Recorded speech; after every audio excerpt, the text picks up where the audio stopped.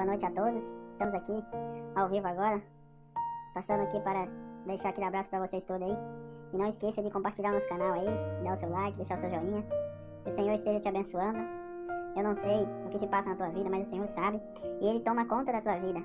Creia somente no milagre, que o milagre vai acontecer em tua vida. Porque o Senhor é fiel, o Senhor é maravilhoso. E Ele está contigo. Ele disse na tua palavra: 1000 cairão à tua direita, 10.000 à tua esquerda, mas tu não serás atingido. Somente com teus olhos olharás e verás a recompensa dos ímpios. O justo andará pela fé.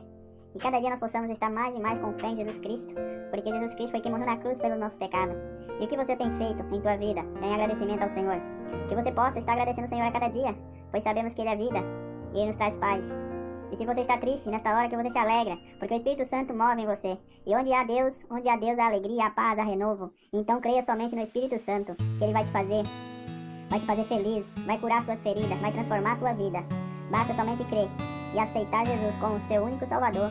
Jesus vai fazer transformação em tua vida. Aquilo que estava embaraçoso em tua vida, Jesus vai consertar. Jesus vai desembaraçar esta sua vida. Jesus vai te conduzir por veredas tranquilas a cada dia. Creia somente nesta palavra, que o Senhor é maravilhoso. O Senhor é digno de toda a honra e toda a glória.